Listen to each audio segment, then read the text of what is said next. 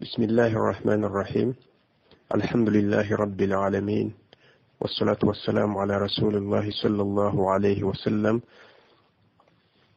amatenda amalungi era nga majjuvu ga Allahu subhanahu wa ta'ala. Tumusaba Allah asookusaasira n'emirembe ku mubaka Muhammadin sallallahu alayhi wa sallam.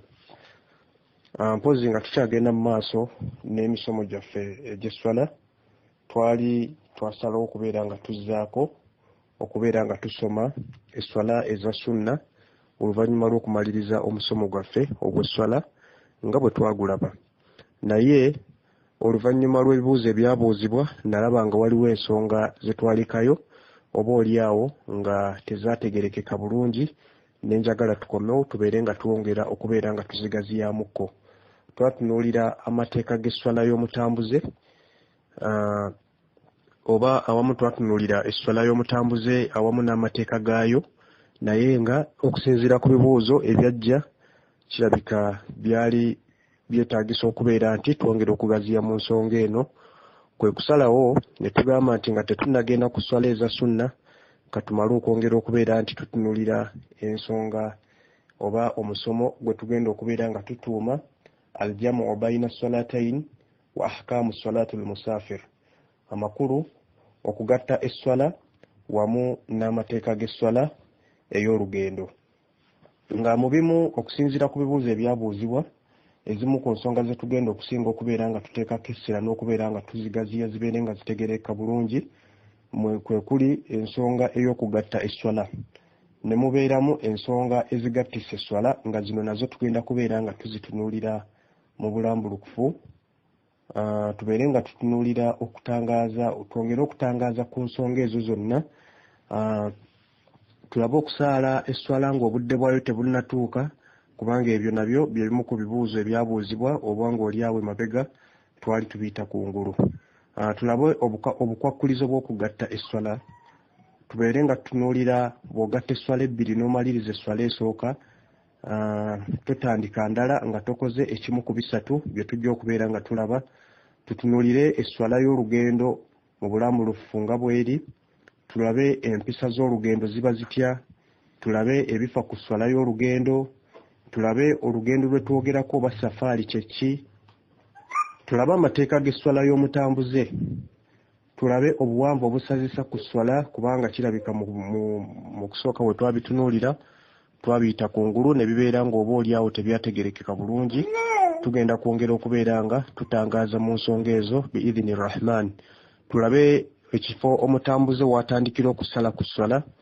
Tulabe omuntu eyatambudde safaari bw'aba akomawa okusala ku sswala.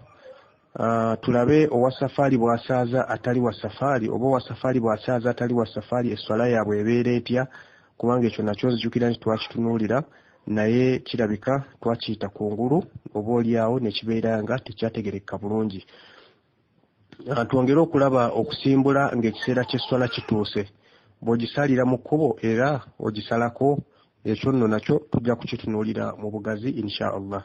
Tulabe omutambuze bw'ayimirirako ewaabwe gy'abeera esswala n'emusangawo era agisalako, ekyo nno nakyo tujja kukirambulula. Tulabe ebiseera by'esswala mu nsi ng'essaawa zaayo tezenkanankana. Tulabe okusaala esswala eza sunna mu lugendo, engeri gye kiramulwamu oba gye kikolebwamu. Tulabe okusiiba ng'oli mu lugendo, nakyo tujja kubeera nga twongera okukitunuulira. Tuleme kubeera ng'ensonga eno Ramadhaani eyingira nga bangi bakyalina okubuusabuusa ku yo. Tulabe okusalira mu kidduka nga bwe kibeera, olw'ensonga nti mu bibuuzo ebyabuuzibwa ensonga eno yabuuzibwako nnyo, ekyali kitegeeza nti oba oliawo bangi tebagitegeera. Tujja kwongera okulaba engeri gye twolekera ekibula nga tuli batambuze. Tulabe ebbanga ly'okusala ku sswala liba litya, kubanga kino ekibuuzo nakyo kizze kyeyoleka emirundi egiwera. Tulabe okujjukira esswala ng'oli mu lugendo oba ng'otuuse gy'olaga. Tulabe okutambula ku lunaku lw'ejjuma nga bwe kibeera. Tulabe omutambuze akkirizibwa okugatta ejjuma oba omutambuze akkirizibwa okugatta ejjuma ku sswala eya asiri ebyo nno byonna tujja kubeera nga tubiraba insha Allah. Tumusaba Allah atuwe obusobozi era atuwe obuwangazi bwe tunaasobola okubeera nti tulambulula ensonga ezo ne zibeera nga zitegerekeka bulungi. Tugambye nti omulamwa kwe tugenda otambulira tugutuumye aljamu baina salatayn wa ahkamu salati almusafir, okugatta esswala wamu n'amateeka g'esswala y'omutambuze. Biki bye tugenda okubeera nga tufuna mu musomo guno? Mulimu ensonga bbiri, ensonga esooka okugatta esswala, ensonga ey'okubiri amateeka g'esswala y'omutambuze. Byonna ebyo tugenda kubeera nga tubiraba mu bulambulukufu. Bwetaavu ki eri omusiraamu okuba nti afaayo nnyo n'abeera nga yettanira emisomo gino? Ebbanga lye tumaze nga tusomesa tubadde tetunnasomesa ku nsonga zino zombi mu bulambulukufu, wadde nga tubadde tutera okusoma oba nga tubadde tutera okusomesa ku misomo gino.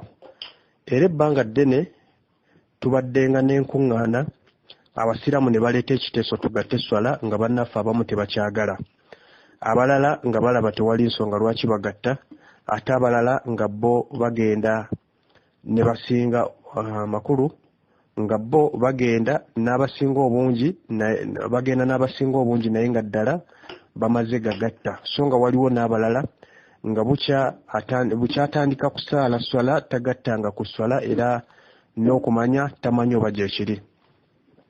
Kati ate bwe tudda ku swala y'omutambuze ne kiyitirira, anti ebibuuzo mubiwulidde bibadde bingi nnyo nga bwe twabiraba wiiki ewedde. Oluusi si bingi naye nga n'emisomo egimu egibadde ku swala y'omutambuze ennyanukula oba ensomesa yaagyo oba oliawo ebadde tematiza. Ogenda okukakana ng'omutuufu awakanyiziddwa ate ng'omukyamu agobereddwa. Kati n'olwekyo ebyo byonna bwe nabiraba kwe kusalawo tutandika okubeera nga tuleeta omusomo guno omutongole gwe tugenda okubeera nga tulaba era nga essira tugenda kuliteeka ku nsonga ezebbiri.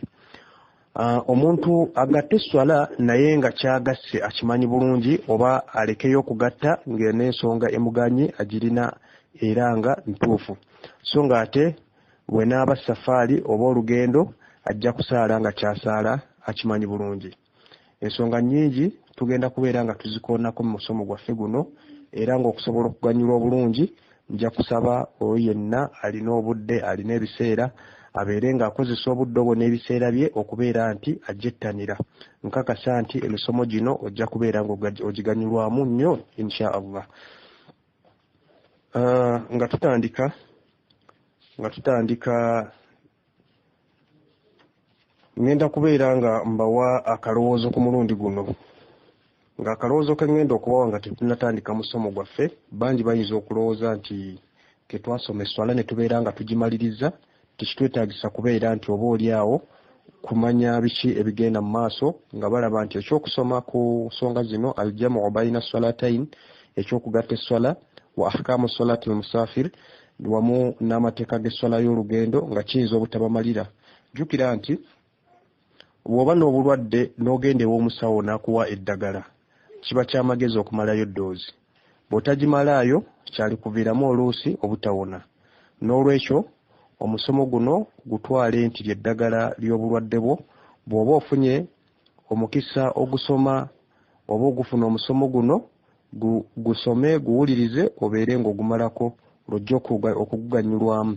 Naye bw'oneekwasa nti tolina budde, awo nange ky'oba oyagala kiba kinnemye okumanya. Bwe kibanga ddala ebiri mu musomo gino gye tugenda okulaba weetaaga okubeera ng'obimanya, ate ng'oluusi tolina walala wonna N'olwekyo tufeeyo nnyo okulaba nti tumanya ebintu bino. Wa barakallahu fiikum wa jazakumullahu khair. Kaakati tugenda kutandika ne aljamu baina salatayn. Tugenda kutandika n'ekigambo ekyokugatta esswala. Bwe tugamba okugatta esswala gw'otegeera ki oba amakulu? Okugatta esswala kye ki?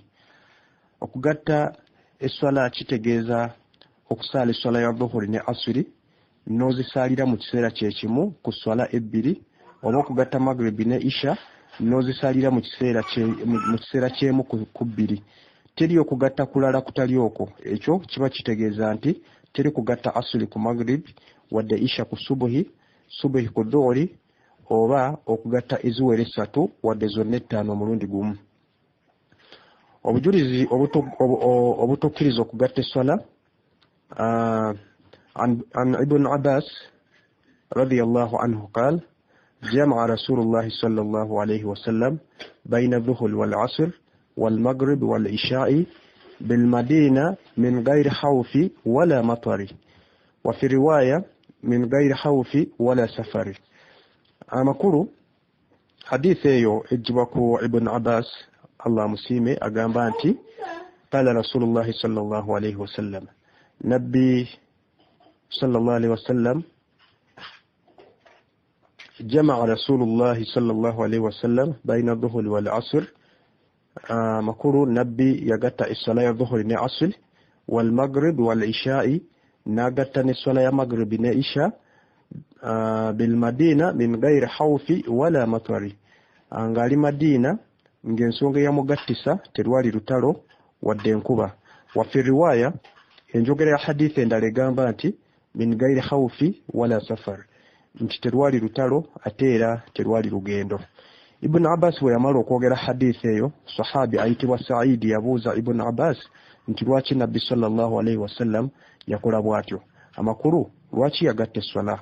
Yaddamu nti arada alla yahruja ummatahu, amakulu yayagala butakalubiriza abantu ba kibiina kye.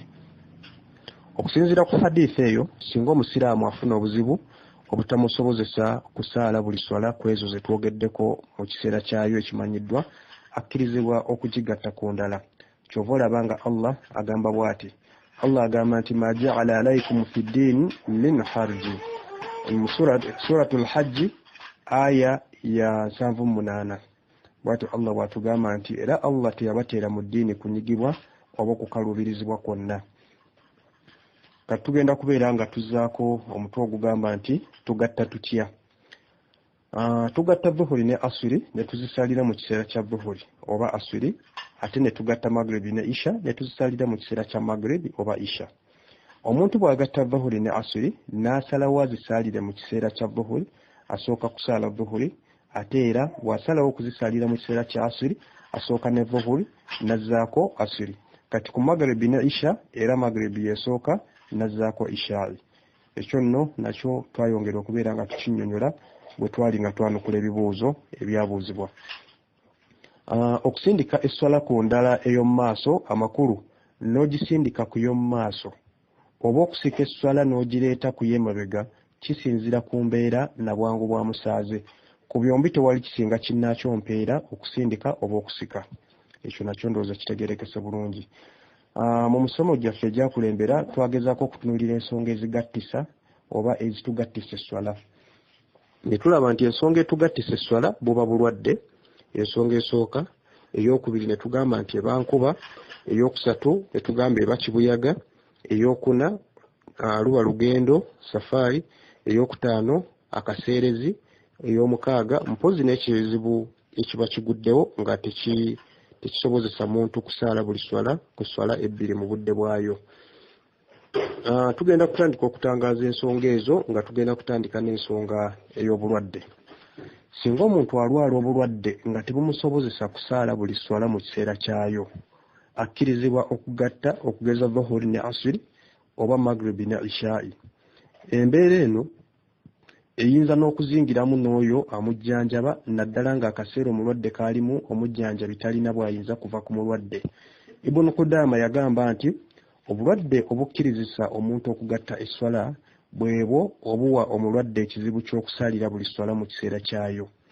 Bw'atyo mumanyi Sa'id Sabiq bwe yagamba nti Ibn Qudama bwe yayogera.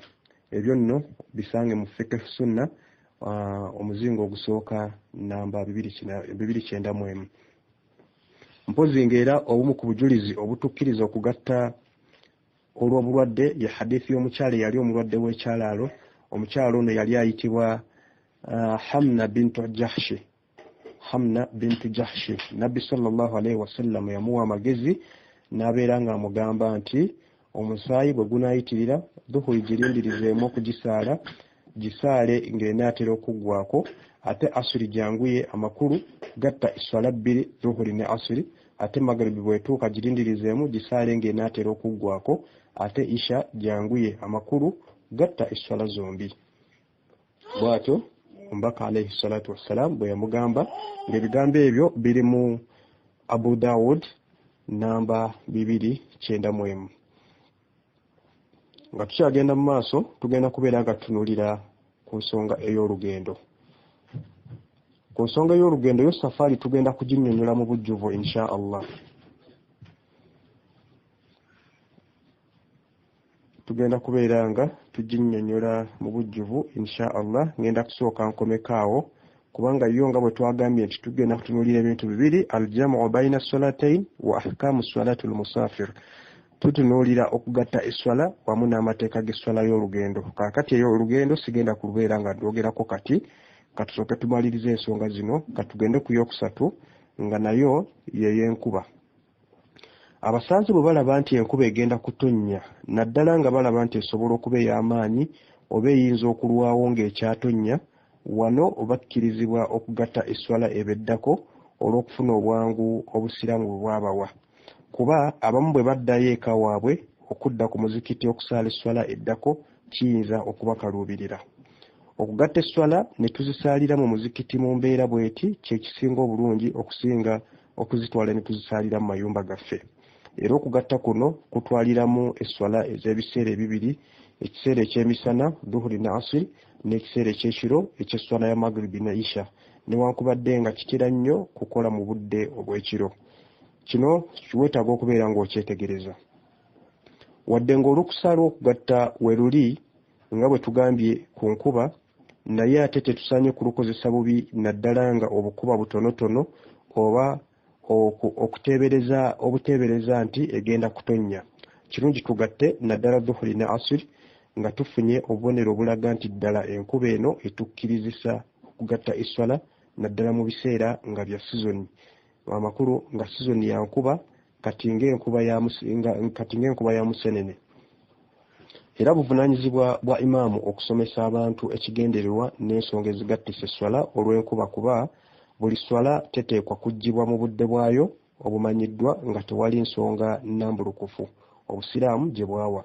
Mu ngeri y'emu n'abagoberezi singa balaba nga imaamu waabwe ye afa kimu kya kugatta bugasi nga kumpi n'ensonga ebagattisa tewali, kiba kirungi oba kyandibadde kirungi bamubuulirire.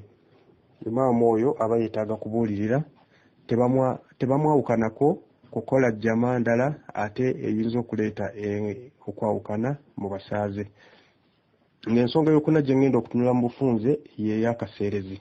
Waliwo ebitundu ebimu ng'enkuba buli lw'etonnya ekkubo liba zzibu okuyitamu kiro oba misana. Abantu b'ebitundu nga bino bakkirizibwa okugatta eswala. Ensonga ey'okutaano, kibuyaga ow'amaanyi. Singa kibuyaga akkunta n'atuuka n'okweraliikiriza abasaaze, obusiraamu bubakkiriza okugatta eswala. Wabula si buli kibuyaga nti agattisa eswala, era nga bwe kitali nti ku buli nkuba oba akaseerezi nti eswala zigattibwa. Kibuyaga ateekwa okuba nti atiisa oba nga yeeraliikiriza. Kati nga bwe twalaba kibuyaga ayitibwa tsunami. Kibuyaga oyo yatta abantu bangi nnyo era yaliwo mu mwaka gwa 2024. Kibuyaga, akaseerezi wamu n'enkuba bye twogeddeko nti bigattisa eswala biteekeddwa okuba nga bisinga ku mbeera eya bulijjo era nga byandiviirako obuzibu n'emitaawaana eri abantu. Naye bwe biba nga byebyo ng'ebya bulijjo, awo tetugatta swala. Nga n'ensonga ey'omukaaga, okuba n'ekizibu oba ensonga nga y'amangu eyeetaaga okukolwako mu bwangu. Wano wengenda okusinga okubeera nga ngaziya, era y'emu ku nsonga zennyinza okubeera nti nsembyayo omusomo gwaffe guno ogw'olwaleero. Singa omusiraamu afuna ensonga oba obuzibu oba okuba n'omulimu nga gw'amangu nga gwetaaga kukolerwako oba nga gwetaaga kukolerwawo, ate nga we gutuukidde ekiseera kya swala ezigattibwa, ate nga bwe guyimirizibwa waliwo obuzibu obuyinza okubeerawo, obusiraamu bukkiriza okugatta esswala olw'okufuna obwangu mu mulimu ogwo oba ensonga eyo. Olukusa luno we luli singa tegufuuka muze. Olukusa luno tulujja mu hadithi eno nga hadithi eno ejibwa ku Salim an abihi qala qala Rasulullah sallallahu alayhi wa sallam idha hadara ahadukum al-amru yakhsha fawtahu falyusalli hadhihi as-salata yani al-jam'u bayna as-salatayn. Kakati wano bino bigambo tubijja mu Sunan an-Nasa'i nga tuliraba nga bwengenda okubeera nga nkunnyonnyola ne mu ndaba endala osobola bisanga mu fiqhul jam'u bayna as-salatayn. Amakulu hadithi nga bwe tugambye va ku Salimu agamba nti Nabbi sallallahu alayhi wasallam yagamba nti omu ku mmwe bw'afunanga ekintu oba ensonga ng'atya nti eyinza okumuyitako olw'okufuna obwangu asaalanga esswala eno. Amakulu ategeeza kugatta esswala. Ekyokulabirako ekiyinza okuggyayo ensonga eno y'embeera gye tutera okufuna naddala wano mu kibuga Kampala. Tugenda ne tufuna okulippagana kw'ebidduka oba traffic jam. Oluusi ayinza okugwa obugwi oba oluusi nga wonnyukira kiba kizibu obutamufuna. Mu mbeera efaanana bw'etyo gwe ng'omusiraamu amanyi nti oteekwa era ng'okimanyi bulungi nti bwe kuyitako awatali ensonga olaba nga olina omusango munene wa Allah. Kyolina okukola leeta enniya y'okugatta esswala eyo ku ndala eddako. Kati okugeza n'oleeta enniya y'okugatta Maghrib ku Isha kuba ekyo amakulu okusinga wekitera okubeerawo era bw'oleeta enniya eyo tojja kuwandikibwako musango gwa kuyitibwako Maghribi. Omu ku bamanyi ayitibwa Muhammad Shakra yagamba bw'ati, agamba nti yajuzu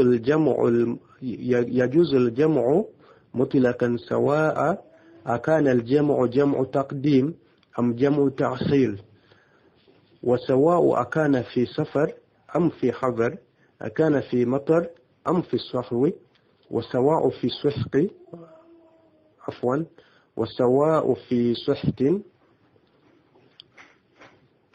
أو في السقم وذلكم إذا حشى المسلم فوت أمر أو مصلح. Kakati ebigambo bino nga tukyagenda mu maaso nabyo omumanyi onyo atugamba nti kikkirizibwa okugatta esswala kyekimu ogisaalidde mu kiseera kya swala esooka oba esembayo, kyekimu oli mu lugendo wadde nga toli mu lugendo, kyekimu budde bwa nkuba wadde nga si bwa nkuba, omuntu asangiddwa nga mulwadde wadde nga si mulwadde. Agenda maaso n'atugamba nti okugatta kuno kukolebwa omusiraamu oyo aba atidde nti singa tagatta swala alina kyayinza okufiirwa era nga bw'agatta alina kyajja okuganyulwa. Okugatta kuno kukkirizibwa wadde kugassa ye ng'omu oba wadde nga kulina n'abalala be kunaagassa. Kino kiviira ddala ku kigambo kya Nabbi sallallahu alaihi wasallam. Omumanyi ono abadde akyagenda mu maaso ng'atubuulira ng'agamba nti wadhalikum idha khasha al-muslim fawta amri aw muslah hadratuhu yatahaqqaqu fiha an-naf'u وينتفي منها الحرام والشبهة الحرام وسواء وكانت هذه المصلحة خاصة أم عامة وذلك صريح قوله عليه السلام فيما رواه ابن عمر رضي الله عنهما والناتو بيغامبنا غامانت إذا حضر أحدكم الأمر يخشى فوتا فليصلي هذه الصلاة يعني مكون غاتجيزا الجمع بين الصلاتين. Agenda mu maaso n'abeera ng'atujuliza n'agamba nti